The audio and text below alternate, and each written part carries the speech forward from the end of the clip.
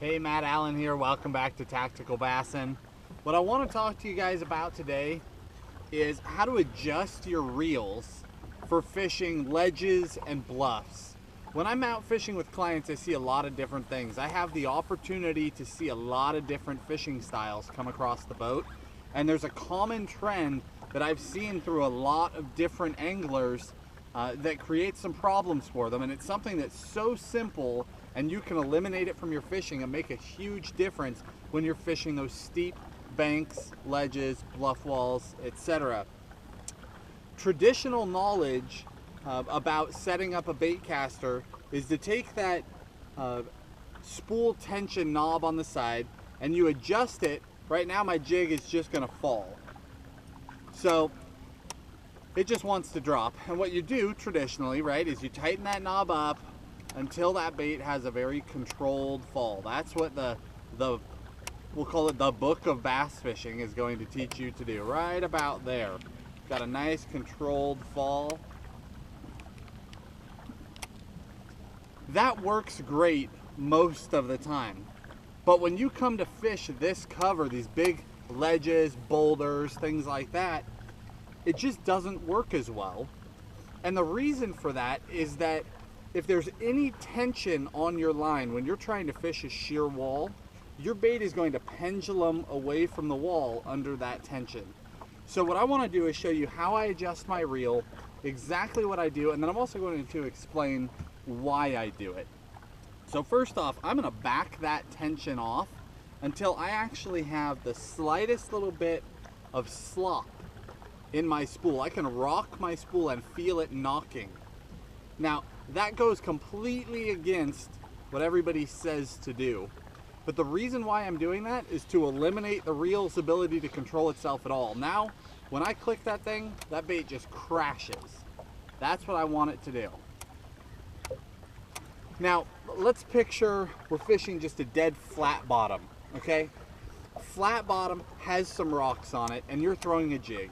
You're gonna throw that jig out there, get down to bottom, you're gonna pull it along, hop it, whatever you do. When you get to those boulders, you're gonna hop up over them, through them, and just keep working across that flat, up over the boulder, keep going. When we fish these ledges and bluffs, you take that flat bottom and you stand it up. And now you've got your sheer cliff or your boulder wall with stair steps. I fish my jig the exact same way.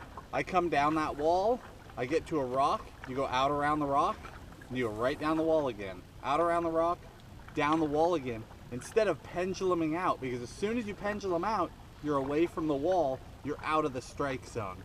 So I'm gonna spin the boat around, we're gonna go up to this big bluff wall right here.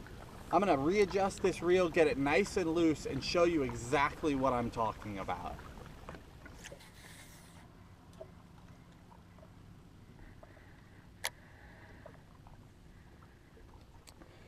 So what we're gonna do, like I talked about before, I'm going to throw up here on this bluff wall. I've got that jig up there now, nice and shallow.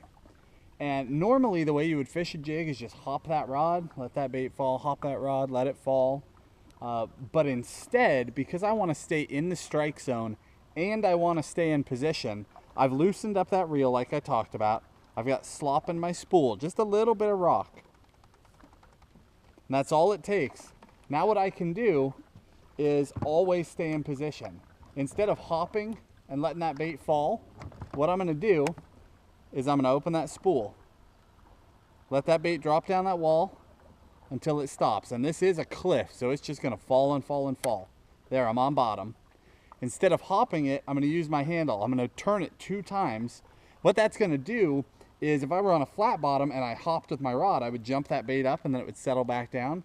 Here I'm gonna do 2 handle turns. It's gonna pull off that wall and then fall again. Pull off the wall and fall. So 2 handle turns and then I free spool. And I just put a tiny bit of pressure on there with my thumb so I can feel it working. Where this is really, really deadly is at night, because I always know where my bait is. I can feel, whether I can see my spool or not, I can feel exactly what is going on at all times.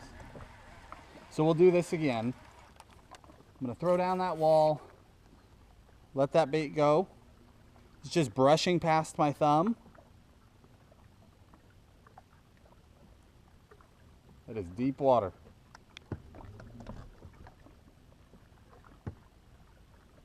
There's bottom. Get my slack out, and then I'm just going to pump that rod and then let it go. Now again, what that's doing, that bait's coming out and dropping, coming out and dropping. So I'm always in the strike zone. I'm staying right close to the wall coming down the steps, but I'm also staying perfectly in position. I'm never out of position. I never have the rod over my head. So if I pull this out, click it, and get a bite, I'm not out of position. I can hit those fish immediately. So no matter what you're doing, whether you're feeling the bait on bottom, whether you're opening the spool to let the bait drop, or you're full-blown free spool, if you get bit, you're right there. No time lost. Now the one other thing I will say about doing this is that when a spool is set this loose, you are going to have some casting trouble. That spool, or that spool tensioner rather, is not doing its job. So it's very important that you apply that pressure with your thumb. So I'm not going to just zing that bait out there and let it go and hope for the best anymore. If you're tightened down really well, you can do that. Right? I can get this thing good and tight, and I can just throw it out there and off it goes. Once this guy is loosened up, that does not work. So when I go to make that cast, I have to keep thumb pressure on there the whole time that it's flying. Keep a little pressure, and it does what the reel would be doing for you, and then I can just let that bait run. This makes all the difference in the world. I have so many guys come on the boat, try to fish these, try and fish these ledges with me, and they just struggle and struggle and struggle, and when I really stop and watch them, that's what it is. They've got a little too much tension. That bait just pendulums off that wall. They're never going to get a bite. As soon as I loosen that up, show them how to cast it, and they can feel that bait drop, they just start hammering the fish because you're in the strike zone 100% of the time, and you're in position 100% of the time. You're not going to be missing bites. Hopefully this makes a huge difference for you. Good luck out there. We look forward to hearing some feedback. Don't forget to like the video, follow us. There'll be more videos coming every Wednesday. Talk to you soon.